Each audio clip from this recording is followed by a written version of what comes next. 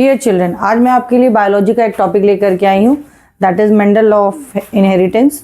यहाँ पे हम डिस्कस करेंगे कि मेंडल ने पी प्लांट को क्यों सिलेक्ट किया और मोनोहाइब्रिड और डाईहाइब्रिड क्रॉस को हम थोड़ा सा समझेंगे in a form of Punnett square. Topic बहुत सारे हैं लेकिन मैंने फिर से वापस छोटा टॉपिक लिया है। फिलहाल अब थोड़ा बहुत हम हेरिडिटी पे डिस्कस करेंगे and then we go on laws of Mendel given. Okay, so now first start with, सबसे पहले हम बात करते हैं हेरिडिटी की। हेरिडिटी क्या होता है? हेरिडिटी क्या कोई कैरेक्टर है या कुछ? एक्चुअली ये ट्रांसमिशन ऑफ कैरेक्टर है।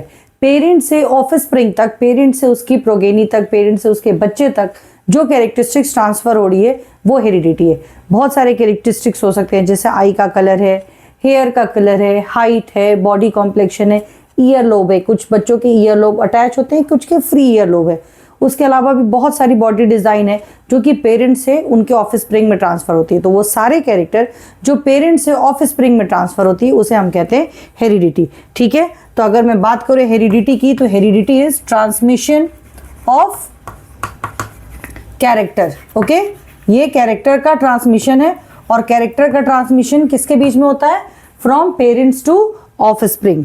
ओके, अब जैसे मैंने आपसे डिस्कस किया कि आई कलर है, हाइट है, कॉम्प्लेक्शन है, ईयर लोब है, ऐसे बहुत सारे कैरेक्टरिस्टिक्स हो सकते हैं। तो transmission of character from parents to offspring, this is heredity, parent to offspring. अब मैं इसको बोर्ड पे भी लिख रही हूँ ताकि आपको क्लियर हो जाए। So example I am writing here, I colour, ear lobe, body colour, complexion, your height, it's all determine heredity. आप सब भी अपने क्लास में बहुत सारे बच्चों से अलग होंगे, it's all because of heredity. ठीक है, अब हम बात करते हैं कि इस हेरिडिटी को कंट्रोल कौन कर रहा है, क्या जीन है या कुछ और है? तो हेरिडिटी को कंट्रोल करने के लिए जीन है। जीन एक सेगमेंट्स होता है ना। तो हम बात करते हैं जीन की कि जीन क्या होता है। तो जीन जो होता है ना बेटा, वो यूनिट ऑफ हेरिडिटी है, मतलब एक सिंगल यूनिट है जो हेरिडिटी को डिसाइड कर रहा है। तो हम बात करते हैं जीन की। तो जीन क्या है? अ यूनिट ऑफ हेरिडिटी। ठीक है, और ये प्रेजेंट कहाँ होता है? It is present on chromosomes. Chromosomes कहाँ पे होते हैं? क्रोमोसोम्स न्यूक्लियस में होते हैं इन अ फॉर्म ऑफ थ्रेड। तो अ यूनिट ऑफ हेरिडिटी, मेरा टॉपिक मेनली मेंडल लॉ है तो मैं यहाँ पे सिर्फ आपको इंट्रोड्यूस कर रही हूँ। So a unit of heredity, and when we are talking about unit of heredity तो ये प्रेजेंट कहाँ है? Present on chromosome. So present on chromosomes. फिर आपके मन में आएगा कि अब क्रोमोसोम्स क्या होता है। ठीक है, तो क्रोमोसोम्स क्या होते हैं? थ्रेड लाइक स्ट्रक्चर होते हैं जो कि न्यूक्लियस पे होते हैं। और हमारे बॉडी में कितने क्रोमोसोम्स होते हैं? 46 क्रोमोसोम्स होते हैं। 46 क्रोमोसोम्स, 23 की पेयर होती है, 23 फ्रॉम मदर, 23 फ्रॉम फादर, जिसमें 22 क्रोमोसोम्स जो होते हैं, यानी कि 23 प्लस 23 क्रोमोसोम्स आते हैं मदर और फादर से। आउट ऑफ 23, 22 प्लस 22 क्रोमोसोम्स जो होते हैं, जो 44 क्रोमोसोम्स होते हैं ना, उन्हें हम ऑटोसोम्स कहते हैं क्योंकि वो हमारी बॉडी को बनाते हैं। ठीक है, और बाकी जो 2 क्रोमोसोम्स होते हैं या तो एक्स वाई के पेयर में होते हैं जो कि मेल बनाते हैं, मेल डिसाइड करते हैं, और they are in the form of X X, female के फॉर्म में। तो इन 2 को हम ऑलोसोम्स कहते हैं क्योंकि ये हमारे सेक्स को डिसाइड करते हैं। और ये 44 जो होते हैं वो ऑटोसोम्स कहलाते हैं क्योंकि हमारे बॉडी स्ट्रक्चर को डिसाइड करते हैं। तो जीन यूनिट ऑफ हेरिडिटी है जो कि क्रोमोसोम्स पे है, और क्रोमोसोम्स क्या है? थ्रेड लाइक स्ट्रक्चर है जो कि न्यूक्लियस पे है। अभी हम इसके साथ साथ थोड़ी सी और बातों को डिस्कस करते हैं। हमारा पॉइंट था मेंडल लॉ। अब बात करते हैं मेंडल की बात मैं बार बार क्यों कर रही हूँ। आप 10th का प्रिपरेशन कर रहे हो, बोर्ड का प्रिपरेशन कर रहे हो, तो थोड़ा बहुत तो आपको मालूम है मैम मेंडल लॉ की बात क्यों कर रही है। यहाँ पे जॉन मेंडल जो थे, ही हैज़ ऑब्जर्व्ड कि कुछ कैरेक्टरिस्टिक जो है पेरेंट के उनके बच्चों में ट्रांसफर हो रही, तो इसका रेशियो क्या है। तो उन्होंने बहुत सारे ऑर्गेनिज्म को ऑब्जर्व किया। फाइनली उन्होंने एक पी प्लांट को लिया, पीसम सटाइवम को, और वहाँ से उन्होंने देखा कि उसकी 7th जनरेशन को उन्होंने ऑब्जर्व किया। ये प्लांट ईजिली अवेलेबल था, वैरायटी थी इस प्लांट की, किसी भी क्लाइमेट में एडजस्ट हो सकता था, लाइफ स्पैन भी शॉर्ट थी। तो मेंडल ने डिसाइड किया कि वो पी प्लांट पे एक्सपेरिमेंट करेंगे, और वहाँ से उन्होंने कुछ ऑब्जर्वेशन अपनी दी जिसे हम लॉ ऑफ मेंडल के रूप में पढ़ते हैं। तो हम यहाँ पे देखेंगे कुछ चीज़ों को कि मेंडल ने अपने कौन कौन से लॉज दिए थे। ठीक है, तो मेंडल ने जब पी प्लांट पे एक्सपेरिमेंट किया था तो मेंडल ने 2-3 कैरेक्टर को ऑब्जर्व किया था। तो मेंडल ने सबसे पहले पी प्लांट को ऑब्जर्व किया, और पी प्लांट पे उन्होंने क्यों ऑब्जर्व किया, एज आई डिस्कस्ड यू कि पी प्लांट की लाइफ स्पैन शॉर्ट थी। अगर हम ह्यूमन के लाइफ को डिस्कस करें तो ह्यूमन की लाइफ स्पैन बहुत लंबी थी, तो उन्होंने पी प्लांट को लिया था।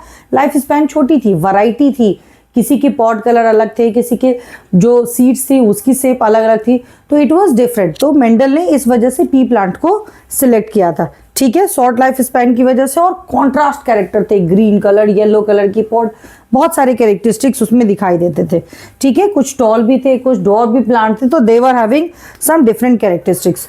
तो यहाँ पे मेंडल ने कुछ चीज़ों को लिया, उससे रिलेटेड मैंने यहाँ पे कुछ डेफिनेशंस भी लिखे हुए हैं जिसको मैं कंटिन्यू करूंगी अपने डेफिनेशन में। तो सबसे पहले हम लॉ ऑफ मेंडल पढ़ते हैं, बट उसके पहले मेंडल ने हमें एक टर्म दिया था और वो टर्म था एलील्स, ठीक है।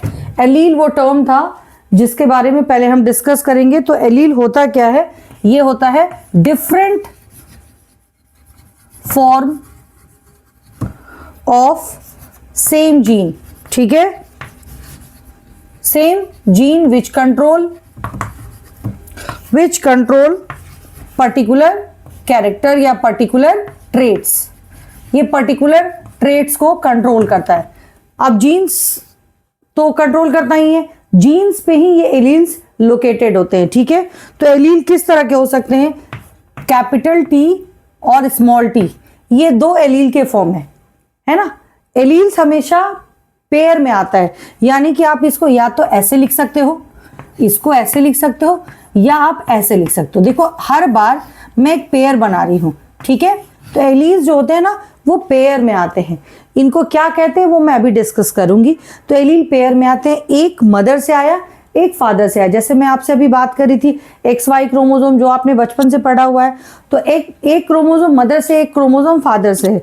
तो ये एलील भी एक मदर से एक फादर से, और ये एलील जीन्स पे लोकेटेड है और ये हमारे बॉडी में ट्रांसफर हो रहा है। यहाँ पे उन्होंने टॉल एंड डॉर्फ कैरेक्टरिस्टिक्स लिया था एलील के फॉर्म में। जो कैपिटल टी था ये उन्होंने टॉल के लिए सिंबलाइज किया था, ठीक है। अब ये टी जो है वो पेयर में आएगा, तो मैं ये टी लिख रही हूँ, इसका मतलब मैं बात कर रही हूँ टॉल कैरेक्टर का। और अगर मैं ये स्मॉल टी लिख रही हूँ, इसका मतलब मैं बात कर रही हूँ डॉर्फ कैरेक्टर का, ठीक है। तो उन्होंने 2 कैरेक्टर लिया था, टॉल एंड डॉर्फ का, ठीक है ना। तो अब हम बात करते हैं इनकी क्रॉसिंग पे और मेंडल के लॉ पे। मेंडल का जो सबसे पहला लॉ था, जो एक्सपेरिमेंट उन्होंने दिया था, उसमें सबसे पहला लॉ उन्होंने दिया था लॉ ऑफ डोमिनेंस, ठीक है। तो हम प्रूफ करते हैं मेंडल लॉ को, लॉ ऑफ डोमिनेंस। अब डोमिनेंस का मतलब क्या होता है, डोमिनेंस का मतलब होता है जो खुद को जो है वो स्ट्रांग है, मतलब उसकी कैरेक्टरिस्टिक्स अपीयर होती है। तो लॉ ऑफ डोमिनेंस क्या कहता है, when 2 contrasting traits are present together. जब 2 कॉन्ट्रास्टिंग ट्रेट्स जो होते हैं अगर एक दूसरे के साथ प्रेजेंट हो, देन ओनली वन ट्रेट जो कि डोमिनेंट होगा, डोमिनेंट इज एक्सप्रेस्ड, ठीक है, is expressed in F1 generation. F1 generation first generation के लिए है, फर्स्ट फीलियल जनरेशन। तो यहाँ पे मैंने कुछ टर्म लिखे, मैं ये वीडियो उसी हिसाब से बना रही हूँ that you have read that topic. मैं थोड़ा सा इसको क्विक रिवीजन के लिए कर रही हूँ बोर्ड वाले बच्चों के लिए। So when 2 contrasting traits are present together, then only one trait that is dominant, वही जो traits होगा वो F1 जनरेशन में होगा। और मैं इसको प्रूफ करती हूँ, है ना। इसको प्रूफ करने के लिए मान लो कि मैंने क्या किया कि मैंने 2 एलील ले लिया, है ना, एक पेरेंट प्लांट से मदर के और एक फादर के। तो मैंने 2 ले लिया और 2 कैरेक्टरिस्टिक्स को ले लिया। जैसे मान लो कि मैंने एक एलील ले लिया फादर से जो कि टी है, capital T, this is for tall, और दूसरा मैंने ले लिया शॉर्ट, ठीक है, कैपिटल टी और स्मॉल टी ले लिया टॉल एंड डॉर्फ के ले लिए, ठीक है। अब इनकी जो जीनोटाइप बनेगी, देखो इनकी जीनोटाइप क्या बनेगी, ये बनेगी टी टी। अब जीनोटाइप मैंने यहां लिखा है genetic makeup of a trait. एक किसी भी ट्रेट का, ट्रेट मतलब कैरेक्टर का जो जेनेटिक कॉम्बिनेशन है, दैट इज जीनोटाइप। वो पर्टिकुलर ट्रेट को डिसाइड करता है। तो अभी आप यहां देखो, ये टी का मतलब है कि एक डोमिनेंट है, एक रिसेसिव है। ठीक है, रिसेसिव मतलब जो अपने कैरेक्टरिस्टिक्स को अपीयर ना करे, और डोमिनेंट मतलब जो अपने कैरेक्टरिस्टिक्स को अपीयर करता है। तो यहाँ पे टी है, और ये कॉम्बिनेशन है एलील का, one from mother one from father. तो ये टी तुम्हारा हो जाता है। अब हम पहले मेंडल के लॉ ऑफ डोमिनेंस को पनेट स्क्वायर के फॉर्म में प्रूफ करते हैं, उसके बाद हम यहाँ पे पहुंचते हैं। यहाँ तक हमें क्लियर है कि लॉ ऑफ डोमिनेंस क्या कहता है कि दो कॉन्ट्रास्टिंग ट्रेट्स अगर प्रेजेंट हो, मतलब ये और ये प्रेजेंट है, तो जो डोमिनेंट होगा यानी कि कैपिटल टी ही अपना कैरेक्टरिस्टिक्स शो करेगा। इसको हम प्रूव करते हैं। ठीक है, चलो इसको अभी हम पनेट स्क्वायर में लेते हैं, क्योंकि बोर्ड छोटा है तो it's somehow difficult to draw. तो हम पनेट स्क्वायर लेते हैं। पनेट स्क्वायर में मेंडल ने क्या किया था, यहाँ पे किया था मोनोहाइब्रिड क्रॉस। मोनोहाइब्रिड क्रॉस, अब मोनो मतलब क्या होता है, वन, और हाइब्रिड का मतलब होता है जिसमें हम पेरेंट को सिलेक्ट करते हैं। पेरेंट को हमने सिलेक्ट किया, हमने टॉल प्लांट लिया या डॉट प्लांट लिया, तो हमने पेरेंट को सिलेक्ट किया। तो यहाँ पे हमने पेरेंट को सिलेक्ट किया हुआ है मोनोहाइब्रिड क्रॉस में। तो मान लो मैंने प्लांट लिया कैपिटल टी पेयर में आया, और मैंने दूसरा प्लांट लिया स्मॉल टी, ये भी पेयर में आया। ठीक है, इन दोनों को मैंने क्रॉस ब्रीड कराया। तो जब मैंने क्रॉस ब्रीड कराया तो मेरे पास जो ट्रेट्स आया वो मिक्स ट्रेट आया। देखो टी आ रहा है, अगर मैं इसके साथ भी कॉम्बिनेशन करूंगी तो टी ही आएगा हर हालत में। ठीक है, तो जो मेरे पास ट्रेट आया फर्स्ट जनरेशन में, एक तरीका तो ऐसे था, दूसरा तरीका है तुम पनेट स्क्वायर के फॉर्म में कर सकते हो ऐसे। ये देखो, ये हमने ट्रेट्स कितना लिया था, टी लिया था, तो एक टी यहां लिख दो, एक टी यहां लिख दो, और इन दोनों को यहां लिख दो, एक दो ऊपर और दो इधर साइड में। अब इसको क्रॉस मल्टीप्लाई करो, टी, इसको फिर इससे टी, फिर इसको इससे टी और टी। हमें चार प्रोडक्ट मिले, ये चारों ही टॉल हैं। क्यों? क्योंकि इसमें डोमिनेंट ट्रेट्स टी है। तो इसका जो फेनोटाइप आएगा, फेनोटाइप में क्या होता है, फिजिकल अपीयरेंस दिखाई देती है, तो इसका जो फेनोटाइप क्या होगा वो 3:1 हो जाएगा। मतलब चार ट्रेट में से तीन ट्रेट्स लंबे होंगे, सॉरी यहाँ पे चारों लंबे हो जाएंगे। तो जो इनका फेनोटाइप होगा ये चारों क्या हो जाएंगे, लंबे हो जाएंगे, क्योंकि चारों में ही कैपिटल टी है। ये था हमारा फर्स्ट जनरेशन, और इस फर्स्ट फाइलियल फॉर्म में सारे टॉल हैं। अब अगर हम इसी पेरेंट को जो हमें फर्स्ट जनरेशन में मिला है, अगर हम इसकी क्रॉस मल्टीप्लिकेशन करते हैं तो क्या होगा। ठीक है, एक तरीका है इसका क्रॉस मल्टीप्लिकेशन करने का, ऐसे आप टी को टी के साथ कंबाइन करते हैं, फिर इस टी को स्मॉल टी के साथ, मतलब फर्स्ट को थर्ड के साथ, इस टी को वापस इस टी के साथ करते हैं, और इस टी को मतलब पहले फर्स्ट के साथ थर्ड को किया, फिर फर्स्ट के साथ फोर्थ को, फिर सेकंड के साथ थर्ड को, और सेकंड के साथ फोर्थ को। एक तरीका ऐसा है। दूसरा तरीका, अगर आपको ऐसा लग रहा है कि नहीं ये थोड़ा सा हौच पौच सा हो जा रहा है, तो नो नीड टू डू, आप एक टेबल बनाइए वापस से। ठीक है, ये चार की टेबल बनाइए, क्योंकि हम चार ले रहे हैं प्रोडक्ट।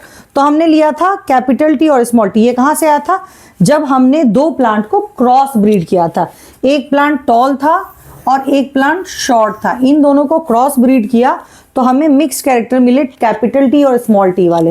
फिर हमने इनको सेल्फ ब्रीड कर दिया, आपस में ही जो प्रोडक्ट मिले उनको हमने सेल्फ ब्रीड कर दिया, यानी कैपिटल टी और एक स्मॉल टी है, और दूसरा भी कैपिटल टी और एक स्मॉल टी है। इन दोनों को हमने सेल्फ ब्रीड किया। अब हम इसको पनेट स्क्वायर में सजाएंगे, तो एक कैपिटल टी और एक स्मॉल टी, और दूसरा भी हमारा एक कैपिटल टी है और एक स्मॉल टी। क्रॉस मल्टीप्लाई करके देखो, ये टी, ये टी और टी हो जाएगा, ये कैपिटल टी स्मॉल टी, और ये स्मॉल टी और स्मॉल टी।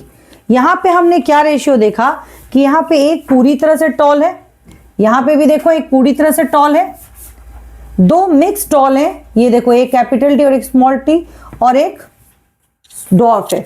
तो ये जो रेशियो आई वो रेशियो आई 3:1 की रेशियो आई, या 1:3 लिख दो, या 3:1 की रेशियो आई। अब यहाँ 3 में क्या है, तीन टॉल है और एक डॉफ है। अब ये रेशियो कौन सी है, ये रेशियो हमारी फेनोटाइप है। फेनोटाइप मतलब देखो फिजिकली वो तीनों जो है वो लॉन्ग है, दे आर टॉल। तो ये डोमिनेंट ट्रेट्स है। तो ये फेनोटाइप में क्या कहता है, फिजिकल अपीयरेंस है, तो ये हमारा फेनोटाइप का ट्रेट हो जाएगा। और अगर मैं बोलूं कि बेटा जीनोटाइप का ट्रेट क्या होगा, तो देखो एक जीनोटाइप ये है और दो एक जैसे जीनोटाइप हैं और ये एक है, तो जो जीनोटाइप होगा ना वो होगा 1:2, 2:1। ठीक है, this is the ratio of genotype and this is the ratio of phenotype. तो आपको समझ में आया, फेनोटाइप फिजिकल अपीयरेंस है और जीनोटाइप जो है वो कॉम्बिनेशन ऑफ ट्रेट्स है, कॉम्बिनेशन ऑफ एलील्स है। तो ये एलील का कॉम्बिनेशन है, तो दिस इज फेनोटाइप। अब यहां से हमने क्या समझा कि मोनोहाइब्रिड क्रॉस जब जॉन मेंडल ने करा था तो उन्होंने लॉ ऑफ डोमिनेंस दिया था, फर्स्ट लॉ, जिसमें जो ट्रेट्स होता है, जो डोमिनेंट ट्रेट्स होता है वो फर्स्ट जनरेशन में जो है वो दिखाई देता है, लेकिन सेकेंड जनरेशन में जब हम सेल्फ ब्रीडिंग करते हैं तो जो रिसेसिव ट्रेट था, जो नहीं दिख रहा था, जो वीक ट्रेट था, वो भी अपीयर हो गया। तो मोनोहाइब्रिड क्रॉस जो है वो लॉ ऑफ डोमिनेंट जो है उसे प्रूव करता है। ठीक है, तो ये लॉ ऑफ डोमिनेंस को प्रूव करता है। अब हम बात करते हैं डाई हाइब्रिड क्रॉस, लेकिन उसके पहले हम बात करते हैं मेंडल के दिए हुए सेकेंड लॉ को। तो सेकेंड लॉ ऑफ जो है मेंडल का, वो कहता है लॉ ऑफ सेग्रीगेशन। अब हम बात करते हैं लॉ ऑफ सेग्रीगेशन क्या था। ये 2-4 वर्ड है जो बच्चों को कंफ्यूज करते हैं, स्पेशली ये लॉज, तो मैंने सोचा मैं लॉज पे पहले बनाती हूँ। तो लॉ ऑफ सेग्रीगेशन, सेग्रीगेशन का मतलब होता है अलग हो जाना। ठीक है, तो अब ये लॉ क्या कहता है, the two alleles of a trait separate, okay, they are separate during gamete formation, gamete formation के दौरान जो एलील है वो सेपरेट हो जाएंगे। जैसे मान लो कि दो एलील है T और T, तो अगर जब गैमेट बनेगा ना तो ये T और T सेपरेट हो जाएंगे। ठीक है, अभी मैं आपको समझाती हूँ।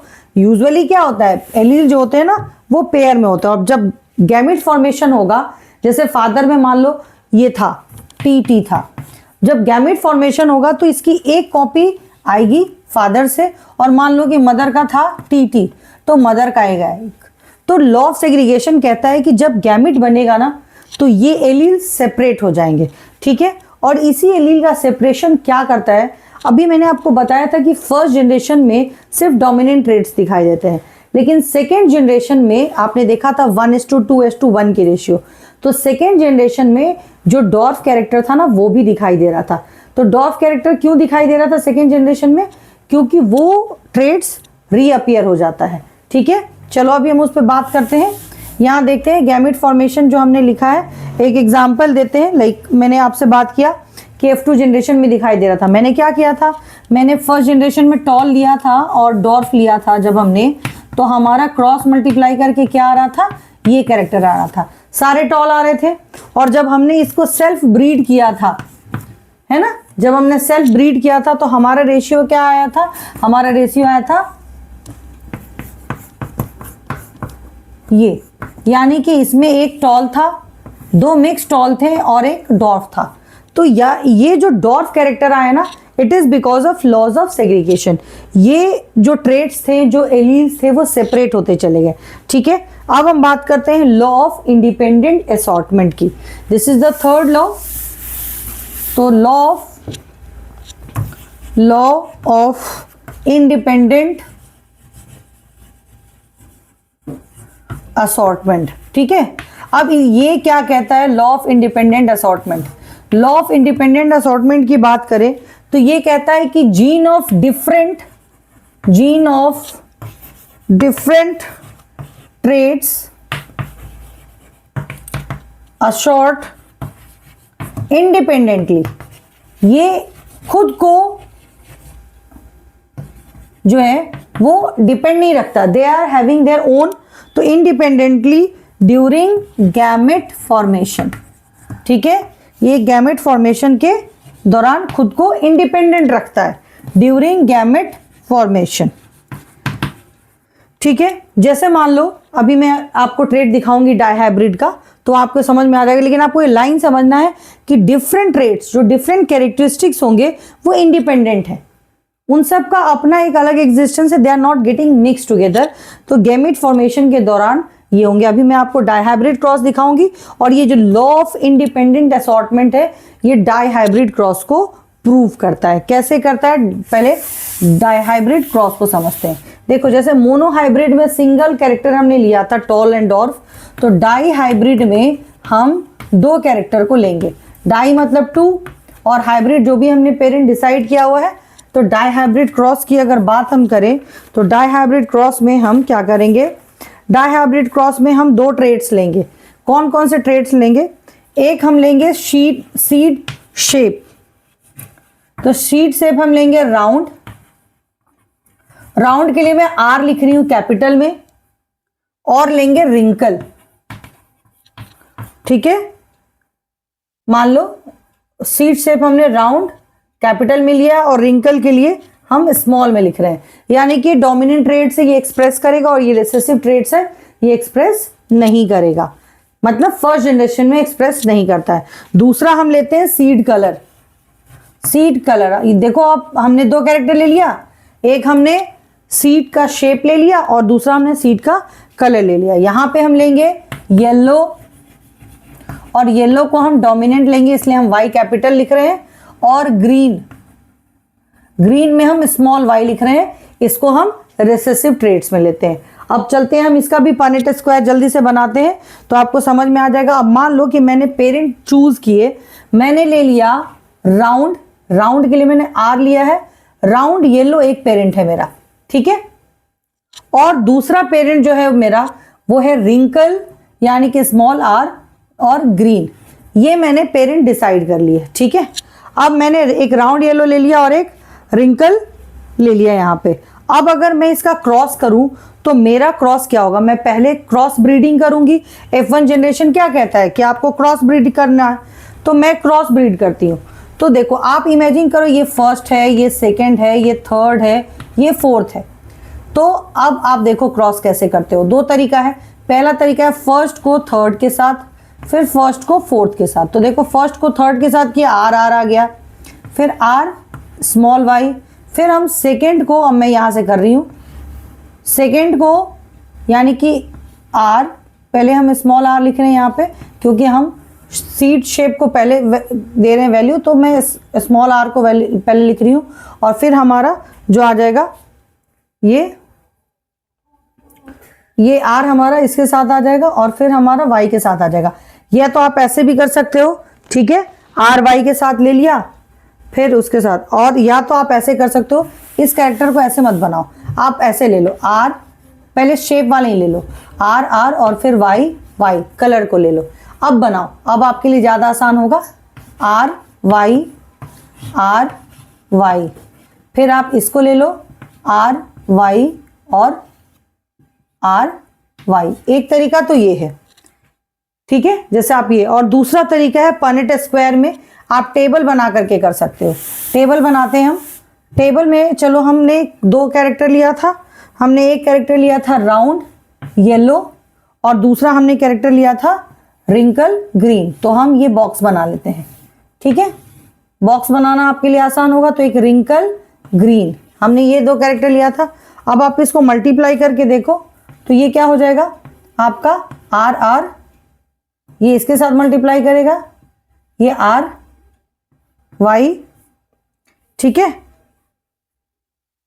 ऐसे भी कर सकते हो, आर वाई, ये वाई वाई इनके साथ भी ले सकते हो। ओवरऑल आपका जो कैरेक्टरिस्टिक्स आएगा वो क्या आ जाएगा, वो आ जाएगा ये राउंड और येलो के साथ, ठीक है। तो आपका जो कैरेक्टरिस्टिक्स बनेगा, आप F1 जनरेशन में आप ऐसे टेबल बना के भी कर सकते हो, या आप ऐसे भी कर सकते हो जैसे मैंने आपको बोला था कि आर आर वाई वाई के कैरेक्टर को ले लो, ये आपका बन जाएगा आर वाई, देन बन जाएगा आर वाई, आप जिसमें कंफर्टेबल हो, ये बन जाएगा आपका आर वाई और ये बन जाएगा आर वाई। ये 4 कैरेक्टरिस्टिक्स हैं हमारे, आप इसको इस फॉर्म में भी लिख सकते हो, ठीक है। अब जो हमारे ये 4 कैरेक्टरिस्टिक्स बने, ये बने हमारे फर्स्ट जनरेशन में, F1 जनरेशन में बने। अब हम इसको टेबुलेटेड फॉर्म में करेंगे, हम इन चारों को टेबुलेटेड फॉर्म में करते हैं, ठीक है। अब इन चारों को टेबुलेटेड फॉर्म में हम यहाँ करते हैं ताकि आपको ये विजिबल हो सके। अब हम एक टेबल बनाएंगे।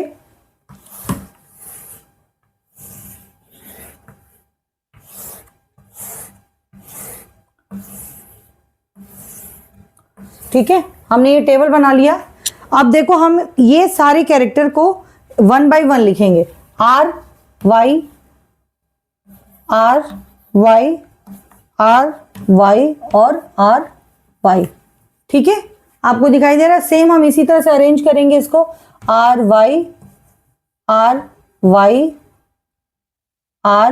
वाई कैपिटल में और आर वाई ग्रीन में। ये क्या है, round yellow, round green, wrinkle yellow और रिंकल ग्रीन। अब आपको क्रॉस मल्टीप्लाई करना है, पहले इसके साथ, फिर इसके साथ, फिर इसके साथ, फिर इसके साथ। अब हम टेबल बना रहे हैं, देखो आर आर वाई वाई। ठीक है, ये दोनों कैपिटल में है। ये देखो मैंने इसके साथ किया।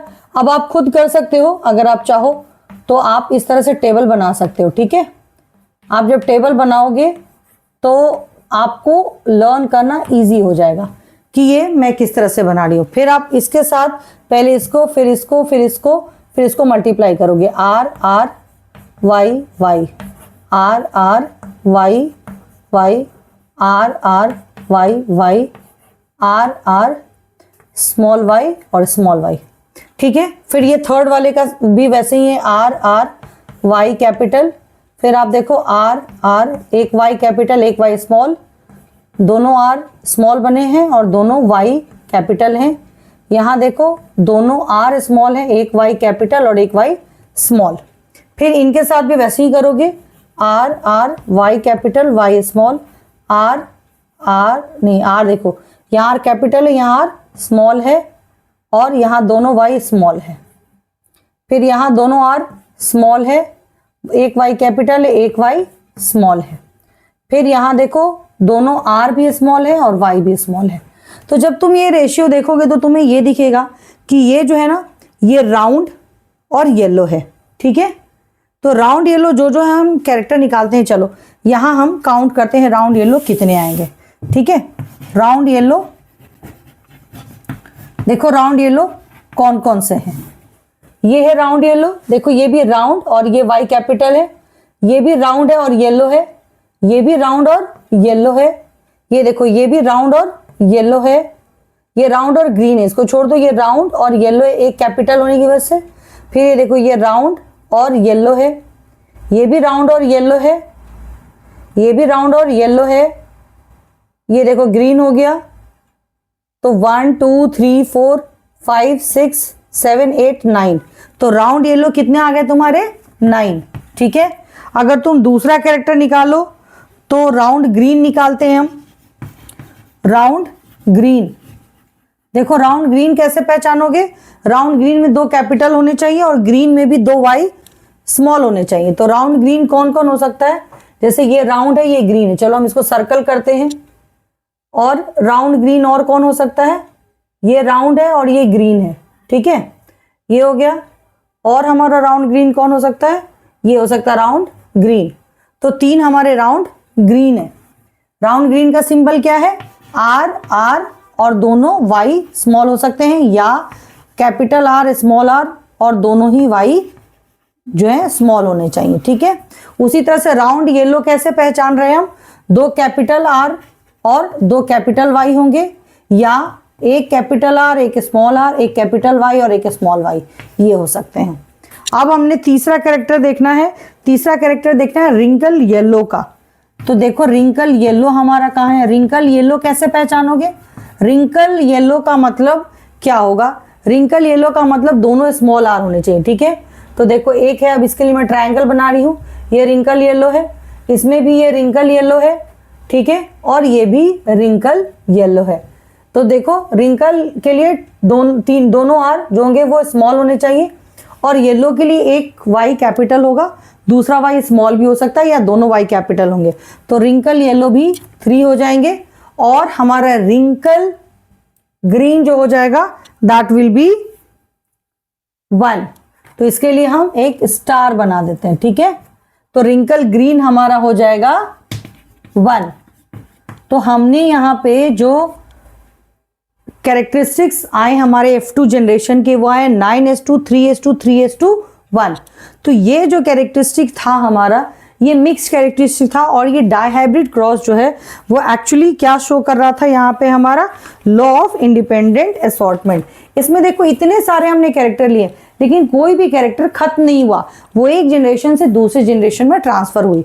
तो 3 लॉ थे मेंडल के, जिसमें मैंने आपको लॉ ऑफ डोमिनेंस बताया, फिर मैंने आपको लॉ ऑफ सेग्रीगेशन बताया जो कि F2 जनरेशन में यूज हो रहा था, and third law of independent assortment. बच्चों को इसमें 3 चीजों में दिक्कत होती है, एक पनेट स्क्वायर बनाने में दिक्कत होती है। देखो मैं भी पनेट स्क्वायर बना रही थी, तो बीच में एक आध बार जो है तुम्हें मुझे अलग अलग तरीके से बताना पड़ा, ठीक है। तो पनेट स्क्वायर में बच्चों को प्रॉब्लम आती है, और ये तीनों लॉ को समझने में दिक्कत आती है। रेस्ट जो है तुम्हें प्रॉब्लम नहीं आएगी, इसके बाद मैं इसके नेक्स्ट टॉपिक पे बनाऊंगी। फिलहाल तक के लिए तुम्हें आई थिंक यहाँ तक क्लियर है, ठीक, ओके बेटा, टिल देन बाय।